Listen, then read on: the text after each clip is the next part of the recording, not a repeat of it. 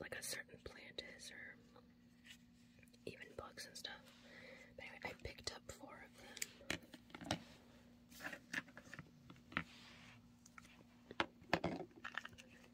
This one has some seeds in it.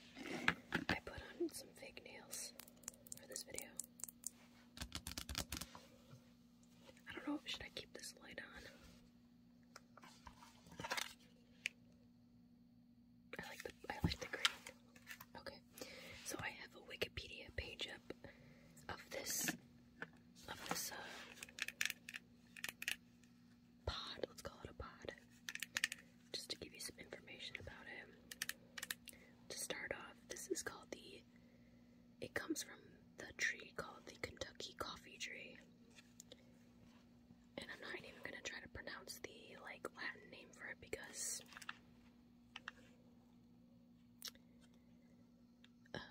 yeah, I'll sound like an idiot. But it's native to the Midwest and the upper South of North America. Inside it has these pods, and I might pause it to open it because I know it's going to be very loud. The seeds in here can be roasted and used as a substitute for coffee beans. However, unroasted pods and seeds are toxic. The wood from the tree is usually used by cabinet makers and carpenters. It is planted as a street tree. So apparently this is a very common thing, but I had never seen it before.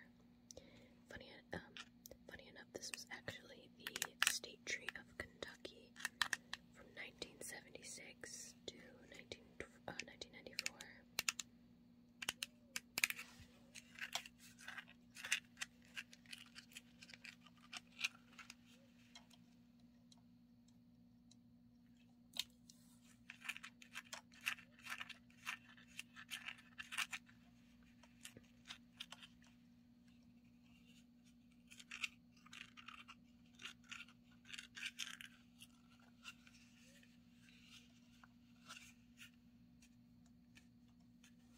Interesting. This is the distribution part of the Wikipedia page. The Kentucky coffee tree is considered a rare tree species. Rare species are those that are so uncommon that they should be monitored to determine whether their populations are becoming threatened. It is widely distributed but rare. The tree's native range is limited, occurring from southern Ontario, Canada, and in the U.S. from Kentucky and western Pennsylvania in the east to Kansas and eastern Nebraska and southeastern South Dakota in the west to southern Wisconsin and Michigan in the north and to the northern Louisiana in the south. It is planted as an urban shade tree across the U.S. and eastern Canada, including California. Oh my god, I'm actually going to open this. Hold on.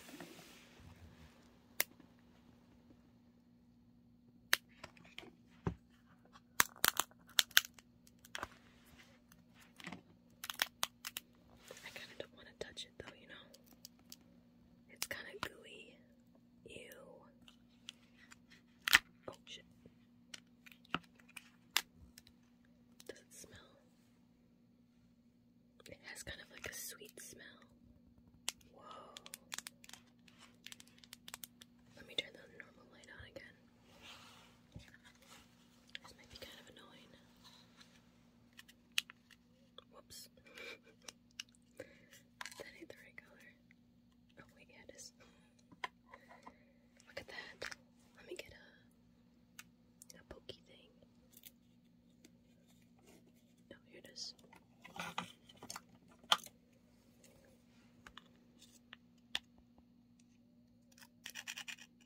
Yeah, that's like gooey right there.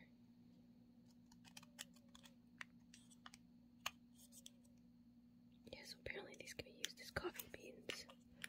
But honestly, I would not use them. I'd be too scared. I mean, they just said that they're toxic if they're not roasted.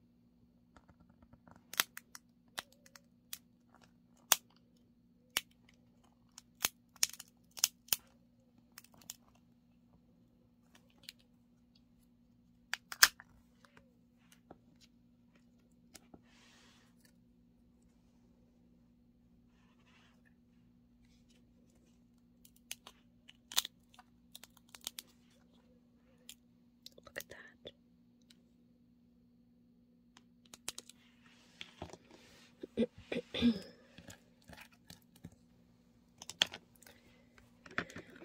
yeah, I mean, the best part is I just thought that they made really nice sounds. I mean,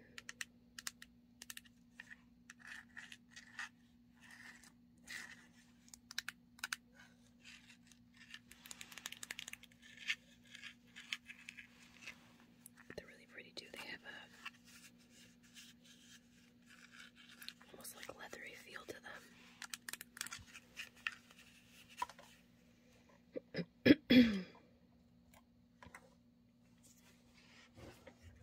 Let's see. Uses.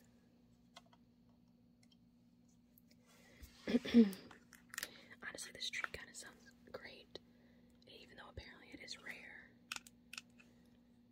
It's considered well suited to urban environments, and it is tolerant of poor soils, has extreme drought tolerance, and is not vulnerable to serious insect infestations or disease problems. It is cultivated by specialty tree plant nurseries as an ornamental tree for planting in gardens and parks, particularly late emerging and early dropping leaves.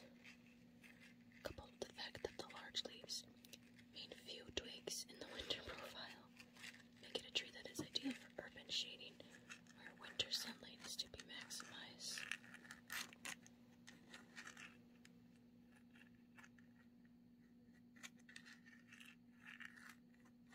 Interesting.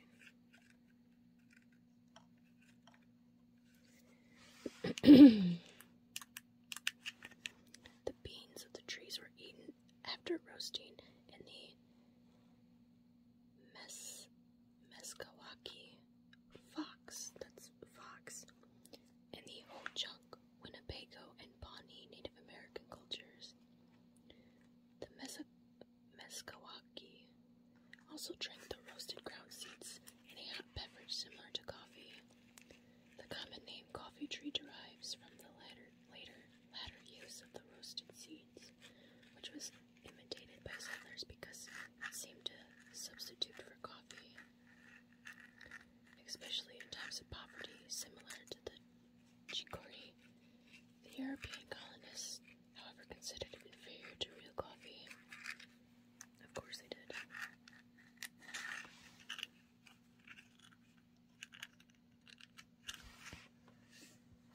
The pods preserved, like those of the tamarind, can also be eaten and are slightly aberrant, which means a laxative, so this can make you poop. Roasting the pods and seeds neutralizes the cysteine, which is the toxic alkaloid. Interesting. Caution should be used when consuming as unroasted or only partially roasted beans and pods are considered poisonous and are ruptured to contain the alkaloid cysteine, and it is toxic to some animals.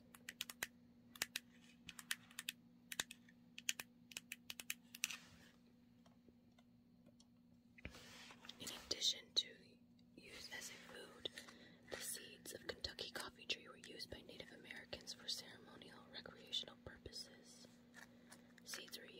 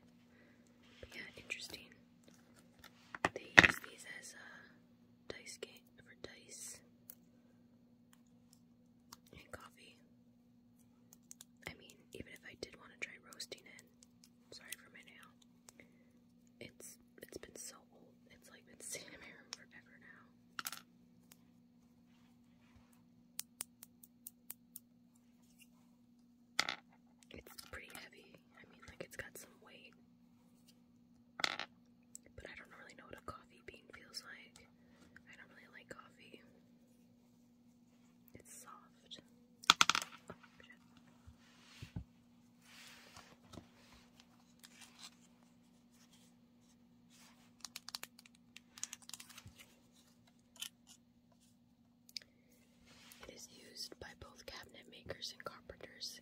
It has very little sapwood.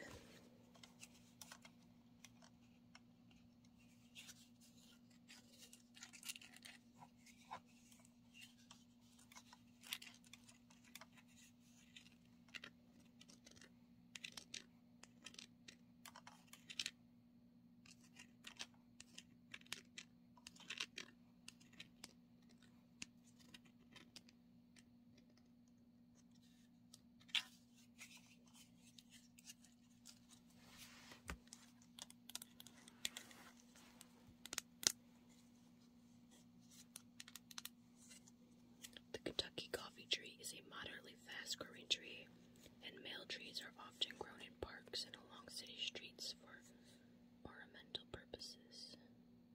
The tree is typically very short-lived. Healthy trees live from 100 to 150 years.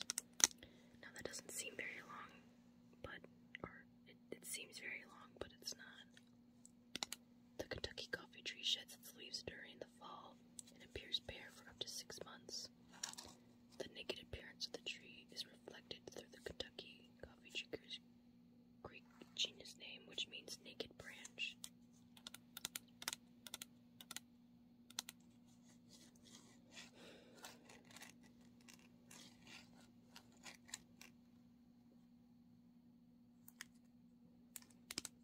It says the trees.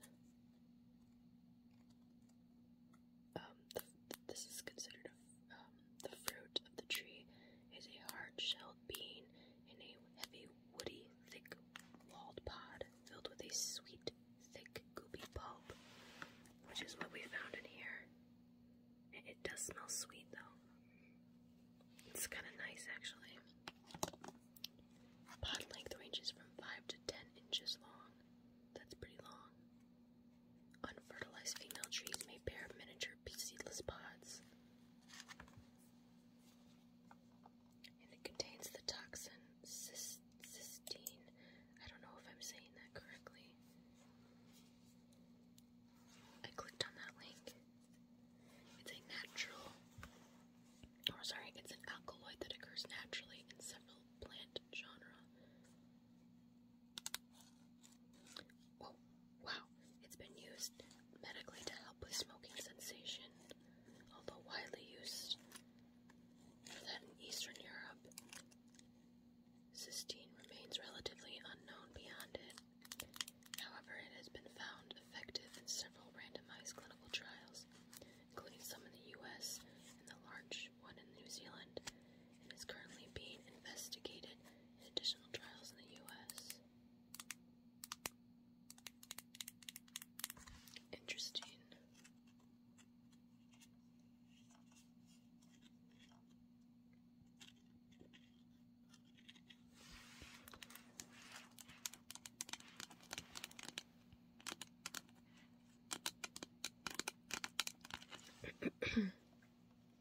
Oh, it can interfere with breathing and cause death. So that's what it does. Cystine is also